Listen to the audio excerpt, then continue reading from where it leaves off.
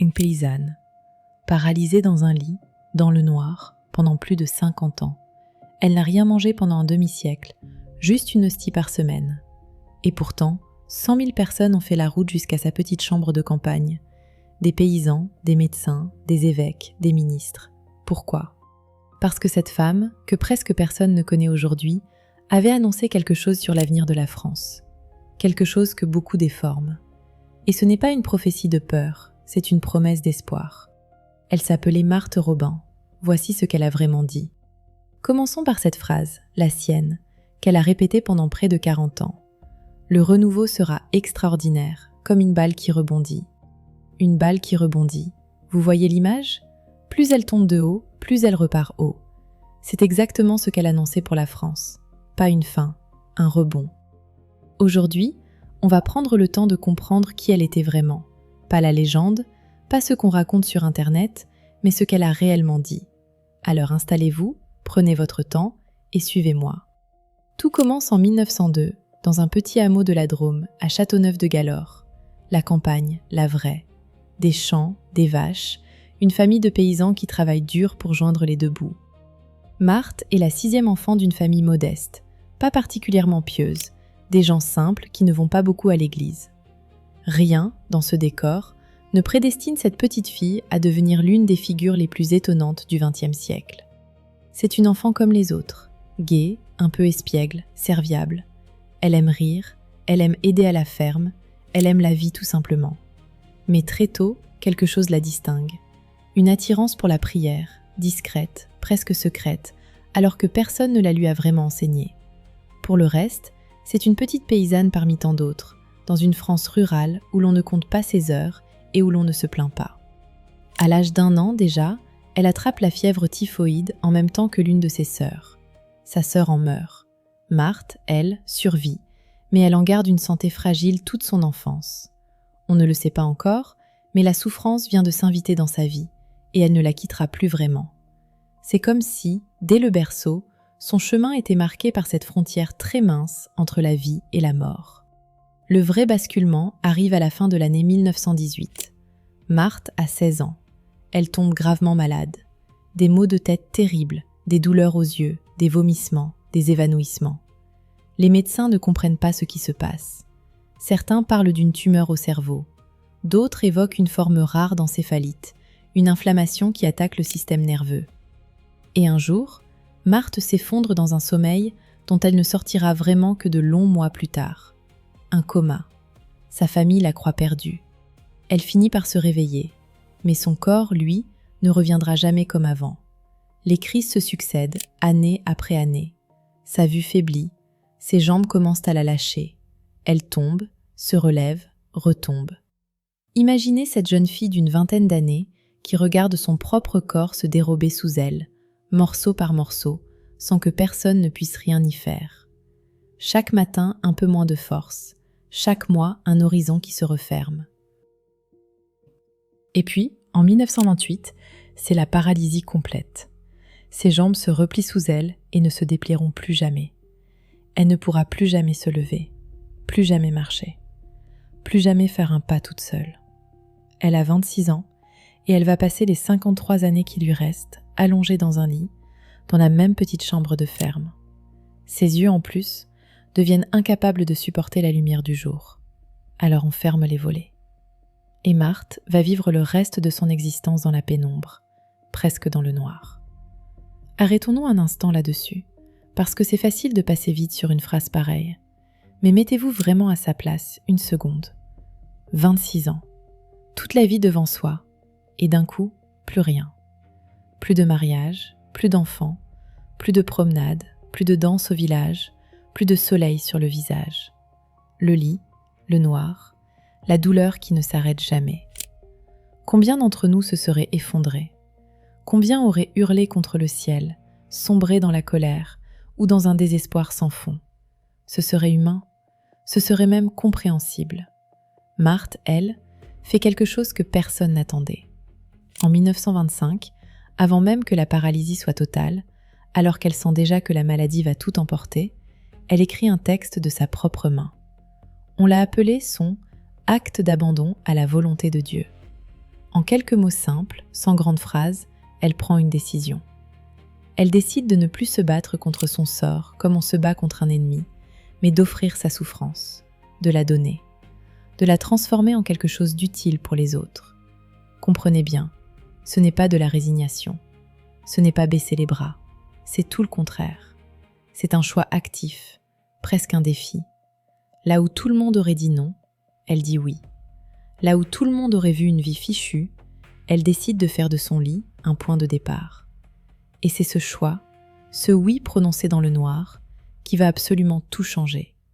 Parce qu'à partir de ce moment-là, la vie de Marthe Robin cesse d'être l'histoire d'une malade. Elle devient un mystère. Car ce qui suit, la médecine, encore aujourd'hui, n'arrive pas à l'expliquer. Et je ne vais pas vous raconter des légendes, je vais vous raconter des faits constatés, notés, vérifiés, par des dizaines et des dizaines de témoins, des prêtres, des voisins, des membres de sa famille, et surtout des médecins venus exprès pour voir de leurs propres yeux, souvent en étant persuadés qu'on allait leur montrer une supercherie. Le premier fait, c'est la nourriture. À partir de 1930, Marthe cesse de manger, complètement. Plus de pain, plus de soupe, plus de fruits, plus de viande, presque plus une goutte d'eau. La seule chose qu'elle absorbe, c'est une petite hostie de communion, une fois par semaine, et encore, sans même réussir à l'avaler normalement. C'est tout. Rien d'autre n'entre dans son corps. Et cela ne dure pas quelques jours, pas quelques semaines, pas quelques mois. Cela dure 51 ans. Un demi-siècle sans se nourrir. Prenez une seconde pour mesurer ce que ça veut dire. Vous et moi, sans manger, on tient quelques semaines au maximum. Sans boire, quelques jours. Elle, c'est 50 ans. Les médecins qui l'ont examinée, y compris les plus incrédules, n'ont jamais trouvé la moindre explication. Un corps humain ne devrait pas pouvoir survivre à ça. Le sien l'a fait, jour après jour, pendant 5 décennies. Le deuxième fait, ce sont les stigmates. En octobre 1930, des plaies apparaissent sur son corps, sans aucune cause visible. Aux mains, aux pieds, aux côtés et au front, comme la marque d'une couronne d'épines qu'on lui aurait enfoncée dans la tête. Exactement les blessures du Christ sur la croix. Personne ne l'a blessé, personne ne peut expliquer d'où viennent ces plaies, et chaque semaine, régulièrement, elles se remettent à saigner. Parce qu'il y a un troisième fait, et c'est peut-être le plus bouleversant de tous. Chaque vendredi, pendant près de 50 ans, Marthe revit la passion du Christ. C'est-à-dire qu'elle traverse, dans son propre corps, les souffrances de la crucifixion. Son visage se transforme. Elle semble porter un poids immense, une agonie. Les témoins qui étaient présents en parlaient à voix basse, comme d'une chose qu'on n'oublie jamais. Puis, le dimanche, elle revenait, épuisée, vidée, comme au retour d'un très long voyage. Et cela recommençait le vendredi suivant, vendredi après vendredi, année après année, pendant un demi-siècle. Alors forcément, les gens ont voulu vérifier. Vous pensez bien qu'une histoire pareille, dans la France du XXe siècle, ça n'a pas été accueilli avec des applaudissements. Beaucoup ont crié à la manipulation. Des médecins sont venus, décidés à démasquer la fraude. Des commissions se sont penchées sur son cas. On l'a observé, questionné, surveillé. Et pourtant, aucun n'est reparti avec une preuve de tromperie. Certains restaient sceptiques, bien sûr, et c'est leur droit. Mais aucun n'a pu dire « voilà le truc, voilà comment elle fait semblant ». Le mystère est resté entier. Et pendant ce temps, le bouche à oreille enflait. Dans les campagnes d'abord, puis dans toute la France, on se mettait à parler de « la petite Marthe », la paysanne de la Drôme qui ne mange plus et qui porte les plaies du Christ. Et les gens venaient. D'abord quelques curieux du coin, puis des prêtres, puis des évêques, puis des médecins réputés, puis des professeurs, des ingénieurs sortis des grandes écoles, des écrivains, des hommes politiques. Tout un pays finissait par défiler dans cette minuscule chambre obscure. Parmi eux, il y a un homme dont il faut absolument parler, Jean Guiton. Un académicien célèbre, un philosophe respecté, l'un des grands intellectuels de son époque. Un homme qui pesait chaque mot, qui n'était pas du genre à gober la première histoire venue. Il est allé voir Marthe plusieurs fois, et un jour, il a même amené avec lui l'un des esprits les plus sceptiques de France, un savant qui doutait de tout, exprès, pour voir. Guiton a écrit ensuite un livre entier sur elle, un portrait. Et il disait d'elle qu'elle était merveilleusement attentive, intuitive, encourageante, à la fois enfantine et sérieuse, joyeuse. Cet homme, habitué aux plus grands penseurs, a été touché, en profondeur, par une paysanne allongée dans le noir. Et c'est peut-être ça, le vrai mystère de Marthe Robin. Pas seulement qu'elle ne mangeait pas seulement les plaies. Le plus troublant, c'est que les gens qui entraient dans sa chambre en ressortaient changés, apaisés, relevés. Elle écoutait chacun comme s'il était, à cet instant, la personne la plus importante du monde entier. Elle donnait des conseils d'une justesse déconcertante à des gens qu'elle voyait pour la première fois sur des situations qu'elle ne pouvait pas connaître. On lui confiait ses peines, ses doutes, ses échecs, ses péchés. Et on repartait plus léger, avec quelque chose qu'on avait perdu depuis longtemps, de l'espérance. Et attention, tout cela n'est pas une histoire vague qui se serait déformée avec le temps. Des hommes sérieux l'ont connu, l'ont interrogé, ont recueilli les témoignages de sa famille, de ses voisins, des milliers de visiteurs et l'ont écrit noir sur blanc. Un premier prêtre, juste après sa mort, a enquêté pendant des mois auprès de tous ceux qui l'avaient approché. Plus tard, le responsable officiel de son dossier à Rome a rassemblé près de 1000 témoignages. On ne parle pas d'une rumeur d'Internet, on parle d'une des vies les plus documentées, les plus scrutées de tout le siècle dernier. En 50 ans, elle a ainsi reçu plus de 100 000 personnes, une par une, dans cette petite pièce. 100 000. Des gens simples comme vous et moi, des paysans, des ouvriers, des mères de famille au bout du rouleau, des jeunes perdus. Mais aussi des évêques, des médecins, des savants, des ministres. Et tous, du plus humble au plus puissant, repartaient en disant à peu près la même chose. Là-dedans, dans cette chambre, il se passe quelque chose qui nous dépasse. Et Marthe n'a pas fait que consoler les gens un par un. Elle a bâti quelque chose de durable.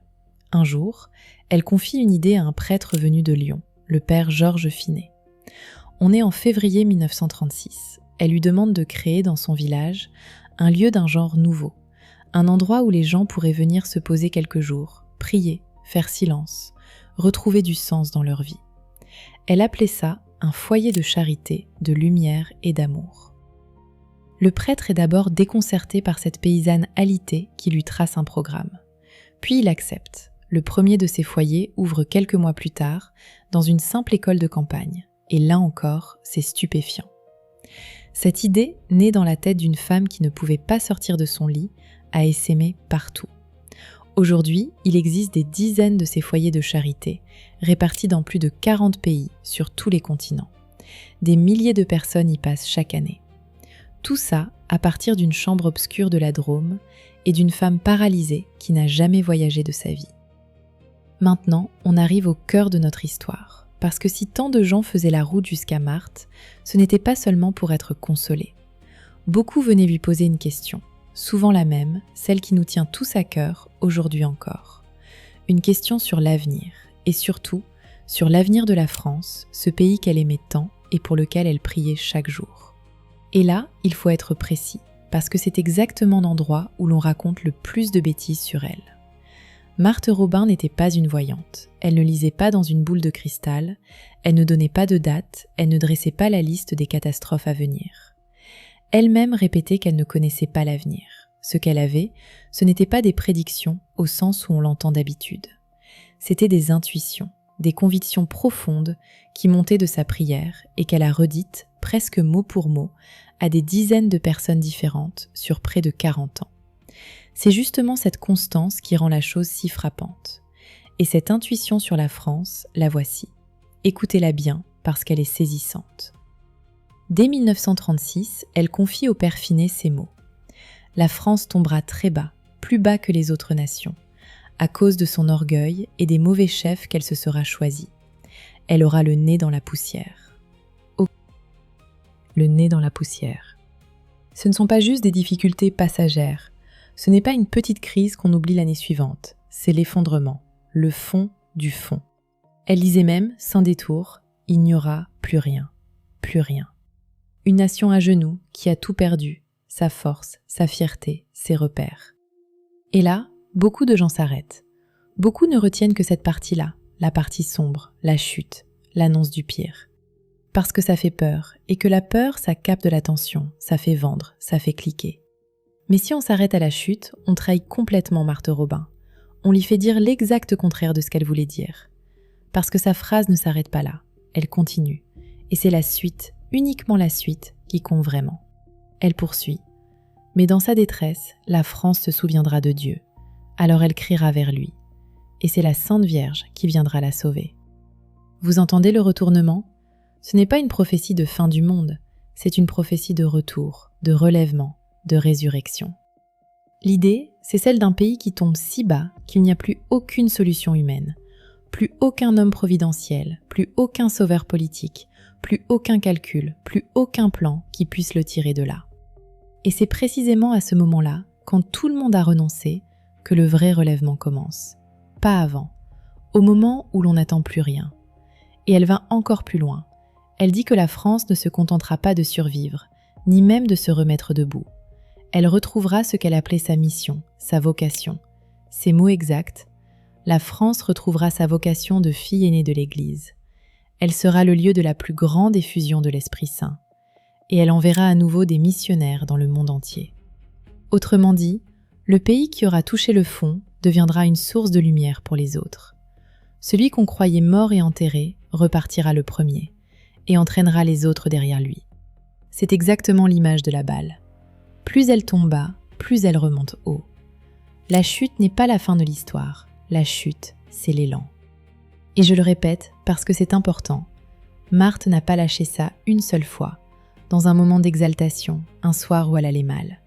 Elle l'a redit pendant près de 40 ans à des gens très différents. En 1936 au père Finet, en 1941 à un autre prêtre, en 1943 à un évêque, en 1970 au philosophe Jean Guiton, et en 1973 à un prêtre nommé Yannick Bonnet, elle prononce cette phrase magnifique. Ce n'est rien à côté de ce qui va arriver, mais le renouveau sera extraordinaire, comme une balle qui rebondit. Toujours le même message, toujours la même espérance, du début à la fin de sa vie. Une femme qui ne s'est jamais contredite sur ce point en 4 décennies. Il y a une autre image d'elle que j'aime beaucoup parce qu'elle est très parlante. Elle disait que la France deviendrait un désert spirituel, où seules survivront des oasis ferventes. Un désert. Regardez un instant autour de vous. Les églises qui se vident, les villages où la cloche ne sonne plus, la foi qu'on n'ose plus dire tout haut, de peur de passer pour ringard.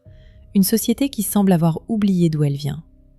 Le désert, on y est peut-être déjà entré, un peu, sans s'en rendre compte. Mais notez bien le mot qu'elle emploie juste après. Des oasis. Des petits points d'eau, de vie, de ferveur, qui tiennent bon au milieu du sable. Une famille ici, une communauté là, un cœur qui prie dans son coin. Et c'est à partir de ces oasis-là que, un jour, tout peut reverdir. Maintenant, je veux vous raconter un moment très précis, parce qu'il donne des frissons, même aux plus prudents. Nous sommes le 8 décembre 1947. Le père Finet, celui qui accompagne Marthe depuis des années, est découragé. La guerre est finie depuis peu, le pays est exsangue, tout paraît sombre, l'avenir bouché. Il entre dans la chambre de Marthe et il lui lâche, presque désespéré, cette phrase brutale. « La France est foutue ». Marthe lui répond calmement, sans se troubler. La Sainte Vierge va apparaître et demander la prière des petits-enfants. Et voici ce qui s'est passé. Ce jour-là même, ce 8 décembre 1947, à des centaines de kilomètres de là, dans un petit village de Touraine qui s'appelle l'île Bouchard, 4 fillettes entrent dans leur église pour prier. Et elles affirment voir apparaître la Vierge Marie, belle, souriante, qui leur demande de prier pour la France. 4 enfants, une demande de prière, le jour même. À l'heure même, ou presque, où Marthe prononçait ces mots dans sa chambre obscure, sans aucun moyen de savoir ce qui était en train de se produire ailleurs. Coïncidence ? Peut-être. Chacun est libre d'en penser ce qu'il veut, et je ne vais forcer personne. Mais reconnaissez que c'est troublant. Et c'est tout Marthe Robin, résumé dans cet épisode. Discrète, jamais dans le spectacle, jamais dans la mise en scène, mais avec ces petits signes qui, mis bout à bout, sur toute une vie, finissent par interroger même les esprits les plus solides. Alors, au bout du chemin, qu'est-ce qu'elle voyait exactement ? Pas une guerre glorieuse, pas un grand roi à cheval venant tout écraser sur son passage, contrairement à ce que certains lui font dire aujourd'hui pour rendre l'histoire plus spectaculaire. Non, chez Marthe, il n'y a ni bataille, ni conquête, ni vengeance. Ce qu'elle annonçait, elle lui donnait un nom très précis, une nouvelle Pentecôte d'amour. La Pentecôte, dans la tradition chrétienne, c'est ce moment où l'Esprit de Dieu descend sur un groupe d'hommes apeurés, enfermés dans une pièce, et les transforme d'un coup en êtres remplis de courage, de force et de joie. Des trouillards qui deviennent des géants. Marthe disait qu'un événement de ce genre se préparait pour notre époque. Pas une catastrophe. Un grand souffle d'amour qui viendrait renouveler les cœurs, réveiller la foi endormie, redonner de la vie là où il n'y en avait plus. Et le plus troublant, c'est qu'elle en parlait dès 1936, des décennies avant les grands renouveaux spirituels que l'Église a effectivement connus dans la seconde moitié du XXe siècle. Elle les a comme pressentis, longtemps à l'avance. Mais attention, et c'est tellement elle précisait aussitôt quelque chose d'important. Elle disait que ce renouveau ne viendrait pas dans le fracas, ni dans le spectaculaire. Elle le voyait, je cite, paisible et lent. Et elle ajoutait cette petite phrase désarmante. Je crois même que c'est déjà commencé. Pas un coup de tonnerre dans le ciel, une aube, une lumière qui monte tout doucement, sans qu'on s'en aperçoive sur le moment, jusqu'à ce qu'un matin on réalise qu'il fait de nouveaux jours. Maintenant, je dois être honnête avec vous, parce que je vous respecte trop pour vous cacher les choses. Autour de Marthe Robin, il y a eu des débats, y compris ces dernières années. Après sa mort, certains ont mis en doute son histoire, se sont demandé si tout était bien réel, si tout n'avait pas été un peu arrangé. C'est le propre des grands mystères, ils dérangent, ils divisent, et il y aura toujours des gens pour douter, c'est normal, et ce n'est pas malhonnête de se poser des questions. Mais sachez ceci, et c'est un fait, pas une opinion, après avoir examiné ces critiques sérieusement, sans les balayer d'un revers de main, l'Église catholique a reconnu, en 2014, l'héroïcité des vertus de Marthe Robin. Le pape François l'a déclarée vénérable. C'est une étape officielle et importante sur le chemin qui mène à être reconnu saint. Autrement dit, l'Église a regardé les objections en face, elle les a pesées et elle a continué d'avancer. Je vous laisse en tirer ce que vous voulez. Moi, je trouve cela plutôt rassurant. Marthe Robin s'est éteinte le 6 février 1981, un vendredi bien sûr. Le jour où depuis 50 ans, elle revivait la passion. On l'a retrouvée au petit matin, seule dans sa chambre, comme si elle avait choisi de partir discrètement, sans déranger, à l'image de toute sa vie. Quelques jours plus tard, pour ses obsèques, il y avait là plusieurs évêques et plus de 200 prêtres venus saluer cette paysanne qui n'avait jamais quitté son lit. Elle avait 78 ans, dont plus de 50 passaient dans le noir. Et elle laissait derrière elle des dizaines de foyers, des centaines de milliers de vies touchées, et un message d'espérance qui, aujourd'hui encore, n'a pas pris une ride. Revenons-y à ce message. Parce que l'essentiel, au fond, ce n'est pas de savoir si Marthe Robin avait des pouvoirs extraordinaires. Ça, c'est fascinant, mais c'est secondaire. L'essentiel, c'est ce qu'elle nous laisse à nous, aujourd'hui, dans nos vies bien ordinaires. Et ce message-là, il est d'une actualité brûlante. Parce que nous vivons une époque inquiète. On nous annonce le pire à longueur de journée, sur tous les écrans. Les nouvelles sont sombres, l'avenir paraît bouché, beaucoup de gens ont peur, se sentent perdus, ont l'impression que tout fout le camp et qu'on ne pourra rien y faire. Peut-être que vous ressentez ça, vous aussi, parfois. Ce petit poids sur le cœur, le soir, quand vous regardez le monde et que vous vous demandez, en silence, où l'on va vraiment. Et voilà qu'une paysanne, allongée dans le noir il y a bientôt 100 ans, nous tend une toute autre lecture des choses. Elle ne nie pas la chute, remarquez bien. Elle ne fait pas semblant que tout va bien, que tout est rose. Au contraire, la chute, elle l'a vue venir mieux que personne. Elle l'a annoncée sans trembler. Mais elle ajoute aussitôt, ce n'est pas la fin de l'histoire. Ce n'est que le creux de la vague. Et après le creux, il y a toujours la vague qui remonte. C'est exactement ça, la différence entre la peur et l'espérance. La peur vous dit « Regardez comme tout s'effondre, baissez la tête, tremblez, il n'y a plus rien à faire. » L'espérance vous dit « Oui, ça descend, c'est vrai, mais tenez bon, tenez encore un peu, car ça va remonter, et ça remontera plus haut qu'avant. » Marthe Robin, elle, était tout entière du côté de l'espérance. Et pourtant, Quelle femme avait plus de raisons de désespérer qu'elle? Paralysée, aveugle à la lumière, souffrant chaque semaine dans sa chair pendant 50 ans. De ce lit de douleur, ce n'est pas de la plainte qui sortait, ce n'est pas de l'amertume, c'était de la joie et une confiance à toute épreuve. Alors ce soir, ou ce matin, où que vous soyez en train de m'écouter, je voudrais vous laisser avec son image à elle. La balle qui rebondit. Quand tout vous semble tomber, dans votre vie, dans votre santé, dans votre famille, dans votre pays, dans votre cœur, rappelez-vous ceci. Une chute n'est pas forcément une fin. Le fond, très souvent, c'est justement l'endroit d'où l'on repart. Et les plus belles remontées commencent presque toujours par une descente qui fait peur. Marthe Robin disait que ce renouveau était peut-être déjà commencé, discret, paisible, presque invisible à l'œil nu. Peut-être qu'il commence dans une petite oasis quelque part. Peut-être qu'il commence dans une famille, dans une amitié, dans une prière murmurée le soir. Peut-être qu'il commence dans un cœur. Peut-être même, qui sait, dans le vôtre, à cet instant précis, pendant que vous m'écoutez. Si cette histoire vous a touché, prenez un instant, tout de suite, pour la partager avec quelqu'un qui a besoin d'un peu d'espérance en ce moment. Vous en connaissez sûrement. Il y en a tellement autour de nous.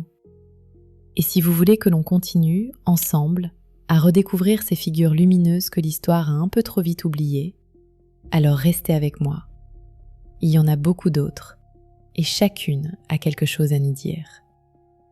Prenez soin de vous, et surtout, gardez confiance. Parce que, comme le disait cette femme extraordinaire, depuis le fond de sa nuit, le plus beau reste peut-être encore à venir.